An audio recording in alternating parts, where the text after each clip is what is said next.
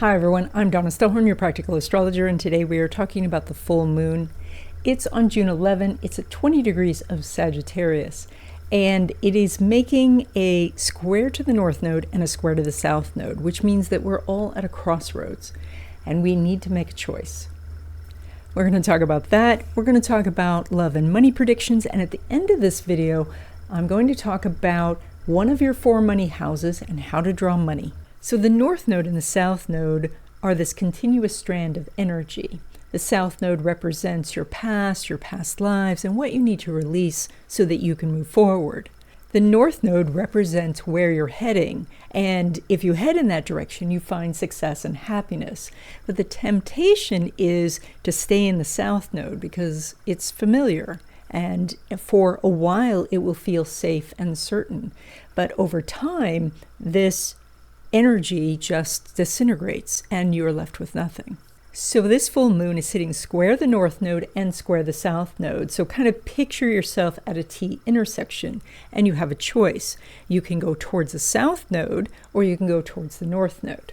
Now the south node is in Virgo, so that means that it represents the patterns that you know, the routines you know, the schedule that you know. And so that's like making the same breakfast every morning. It's driving the same route to work, talking to the same people, that, so that it does, again, feel somewhat safe and comfortable, but it's not going to help you grow. It's not going to help you achieve your goals. Now, the north node is in Pisces, and Pisces is this force for creation. So if you think of Aries as being the first sign, Pisces is right before that. So Pisces is the idea or the vision that you have that then things get created out of. And so Pisces is this more holistic view of things. It goes beyond like making a living, and it's about living well. It goes beyond how you describe yourself, and the groups that you belong to, and all the little identifications, and it reminds you that you're part of the universe. And being part of the universe means you can tap into the abundance that's there. So you're at this crossroads now with a choice of exploring something new and investigating that idea and seeing if you can take this vision and turn it into reality.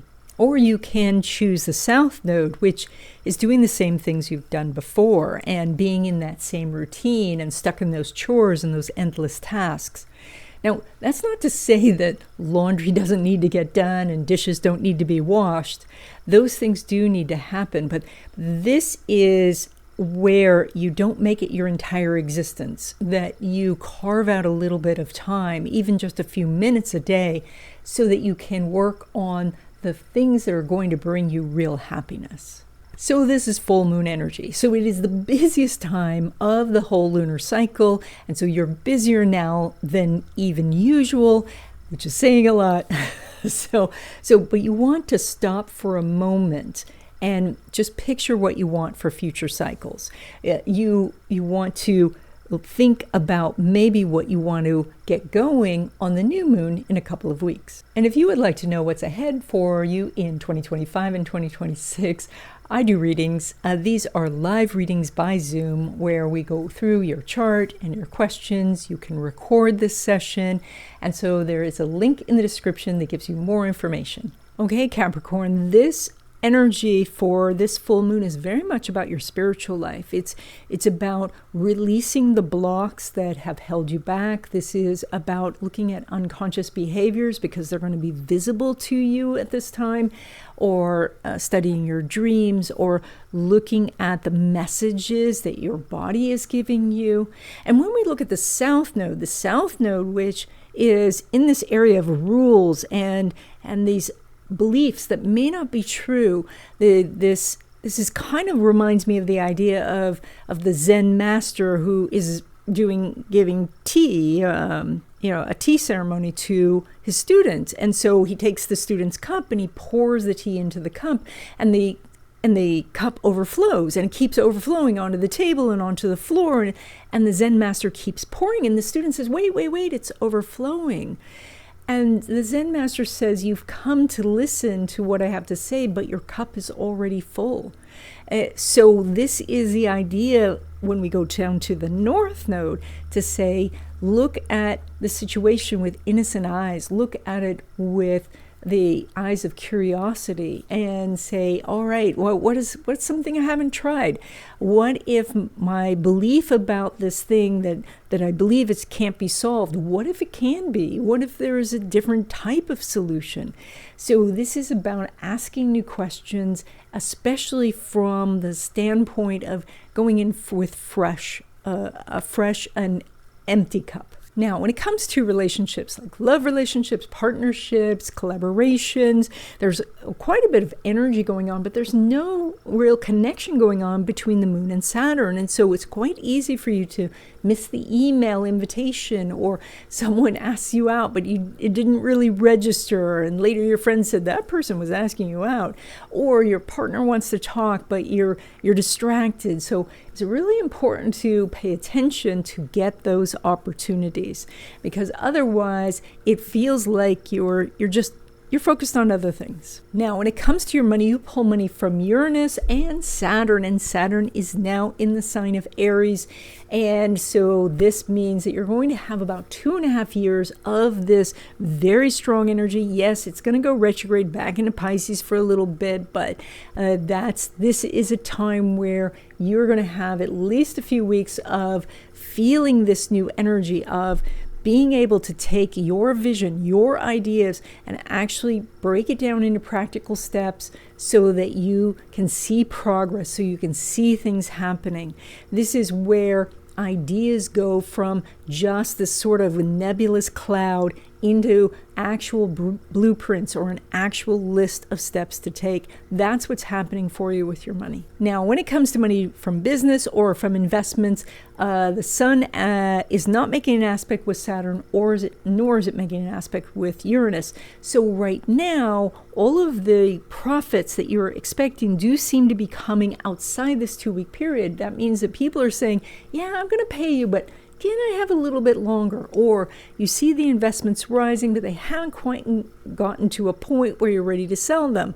So that's okay. This is part of the business process where there is some times when you can't fish, so you're going to mend your nets. Now, when it comes to money derived from career, so that would be a paycheck, Uranus is making an out-of-sign trine with Pluto, and it's going to be doing that for a while. So this is really good energy for you to increase the money that you're making in your career, whether that is through changing jobs or getting more education or talking to your boss about the contribution you're making. You have good energy. You're going to have it for months. And so this is just the beginning of this. So you can take your time if you want, or you can start in now, and then early next year you can hit them up for more money, and then and keep going. Welcome to the third section of this video, where I'm going to make a couple of announcements, and then we're going to talk about one of your 4 money houses and how to draw money to you. The new month wishes class is on June 1st. It's at 12 p.m. Pacific time. And now there is a much easier way to register for this class. So just click on the link in the description to register. This is a free class where we talk about the astrological happenings for the month, and then we write our wishes together, and then we energize them together in a short meditation. I know this date and time doesn't work for everyone, but if you can't come but you're interested, sign up anyway, because you will get information about how to write your wishes for the month. Also, if you like astrology and you love black cats, then you're going to love my newsletter. It's an illustrated guide for the happenings of the week, and it's free to sign up. There's a link in the description. Also, I have some videos coming out that are more about the world perspective for some of these major aspects that are happening. These are videos that are members only, and so if you would like to join and become a member, that would be fantastic. It's only $2.99 a month, and there is going to be these exclusive videos, also instructional videos. These videos go into astrology more deeply. And so if you're interested in this, there is a join button by the subscribe button. So let's talk about finding the hidden money in your chart. You have 4 money houses in your chart: the 2nd house, 5th house, 8th house and 11th house. And you may have planets in some of these houses. You may have planets in all of these houses. You may have planets in none of these houses. That doesn't matter, because sometimes planets can bring some benefits, but sometimes they can bring some real challenges. So the most important thing is to work with the energies. So when you're looking at your chart, the line that sits between the first house and the second house is called the second house cusp. Now, I use a house system called Placidus, and there are about 20 house systems out there. This one that I use is probably the most popular one used by modern astrologers, and I think it gives you the most accurate information. And so when you're running your charts, if you're using one of those free apps, set the house system to Placidus. That's going to give you the most information about your money. So your second house cusp, that line between the first house and the second house, has a sign at the end of it, so on the outer part of the wheel. And that sign is quite important. Now, I've been going out and doing some teaching lately, and I've seen people using apps that don't have the sign printed at the end of the cusp. And so if that's the case with your chart, you have to go to the list that it gives you. Hopefully it gives you a list. And if it doesn't, or if you're not sure, you can send me an email and I will send you a copy of your chart. There's a link in the description. So that sign on the second house cusp actually shows you how you handle money, and the ruler of that sign shows you where you are pulling money from. But let's first focus on the sign itself and how you handle money. If you have Aries on the second house, you want to make your money quickly, you want to make your own money, and any sort of obstacle can frustrate you. And so that can make it difficult sometimes if you are starting a business or doing something that takes a lot of time. So for you, the best thing would be to break things down into very small increments so that you could be constantly doing these new tasks so that you could build something toward revenue. If you have Taurus on the second house, then you feel that you want this comfortable environment. You want to have the tangible things that represent money. And so that can be why you go shopping, so that you can have these items, because that makes you feel safe and secure. But you could also feel quite comfortable by having large amounts in your accounts. And so by shifting your mindset towards, I don't need this physical item, I need those physical dollars in my account, then you can start to accumulate. Now, if you have Gemini on the second house, then you talk about money, you think about money, you may shift back and forth from some very practical investments to some wild schemes. And so, but a lot of the money activity is going on in your head, and it needs to come down into the practical world. And so it's very important when you're having all of these ideas about how to make money is to pick something, or better still for Gemini, pick two things so that you can work on those things, toggling back and forth. Now, if you have Cancer on the second house, you are very sensitive to the fluctuations of your money. And that's because Cancer is ruled by the moon, and the moon grows and shrinks every month. And so you need to recognize that there are patterns in how your money flows, that sometimes it's flowing in and sometimes it's just a little trickle, or that sometimes your bills are manageable, but sometimes they are bigger. And as you recognize the cycles of things, then you get into the flow and money can come in and you can feel more comfortable. You also do need to be aware that your family, and that can be extended family, can either step in to help or hinder your progress. And so you want to make sure that you're allowing family to help, but also creating some boundaries if your family is hindering your progress. Now, if you have Leo in the second house, then you have this sort of identity tied up with money. And that means that as you're creative, as you express yourself, more money can come in. Now, it's actually that money is one of your talents.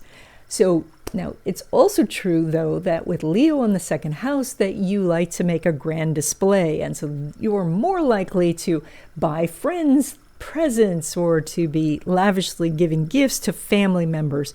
So you're quite generous, and that's wonderful, but it's also, you want to make sure that you have enough before you start giving it all away. But the bottom line here is that using your creative talents, you can bring in the money. Now, if you have Virgo in the second house, you're quite careful with your money. You are looking at the dollars as well as the pennies, and that's good. Of course, you want to be aware that how much the other things can cost you. So you don't want to drive clear across town to save a few pennies on gas, because obviously. So you also are quite good at keeping track of money, and as you do, more money comes. As you pay attention to your investments, as you open your statements and look through these things, you will find that you have more and more money growing. Now, if you have Libra on the second house, sometimes you're more interested in the balance of things, and that could be work-life balance, or the balance of, somebody gives you something, so you want to give them something. And so you're more interested in fairness than actually making the money. And so if money is very important to you, or if you're really needing it, you're going to have to skew that balance until you in your mind see it as balanced. And sometimes that's just looking at things differently. When you think of how much somebody else might be making versus yourself, then perhaps some balance is achieved. So this is also with Libra, you could tend to maybe skimp on some of the necessities so that you can buy the things that you really want. If you have Scorpio on the second house, then you're very interested in money, and you probably want to do some sort of investing or create some passive income. It is likely that you have some hidden money that you keep for emergencies, maybe something that your spouse doesn't even know about. And you also have the hopes that you can make a lump sum of money or have a big win. If you have Sagittarius there, you can be a little cavalier about your money and money management. It's the Sagittarius gives you some luck, but because you have luck, it sometimes doesn't give you the push to go make more. It's like you were a little bit short for rent, but then you reach in your pocket, you find $100 and rent is made, versus you saying, okay, I have all of these skills and intelligence and cleverness, I could go make more money. But why, when luck just seems to happen? If you have Capricorn on the second house, you work hard for your money, and money seems to come in slowly. It feels like it comes in small amounts until one day you look around and you have much more than everyone else around you. So one of the things, the benefits that this is because it gives you the impression you have to work so hard, you are constantly working for it, and you do have more ability to bring it in. But it can feel like it's drudgery, and so it's necessary for you to go in and every once in a while and make sure that you know that you are doing well, that you are, that money is coming in on a regular basis and that it is accumulating. Now, if you have Aquarius on the second house, then money can come in unexpectedly, or that money can go out unexpectedly. So this is that your income will fluctuate or your expenses will fluctuate. So if you have a job where there's some sort of commission or bonus structure, or you have a side business so that sometimes it's up and sometimes it's down, it's very harmonious with that Aquarius energy. If you're on a fixed income or you get a regular paycheck, then your bills can fluctuate, and it's very necessary that you have some sort of sinking fund. With Aquarius on the second house also, you tend to make what your peers make. And so if you want to make more money, you find richer friends. So if you have Pisces in the second house, then you have one of two directions you're going to go. You either are hyper-focused on money or you ignore money. And so this is that, so money can flow in and it flows out, and money seems to can slip through your fingers. And this is changed by recognizing any spiritual blocks that you have towards money. If you're angry with money, if you feel frustrated, if you can shift that to become in harmony with the energy of money, then money can flow in. And that's done through spiritual means, things like prayer, meditation, journaling, affirmations. And that's something we'll talk about in future videos. Now, there is much more to know about your money houses. And if you would like all of this information, I have a video course called Finding the Hidden Money in Your Chart. There is a link in the description. And that's it. I hope you enjoyed this video. If you haven't already, please subscribe, join if you want to become a member, sign up for the newsletter, and I will see you in the next video.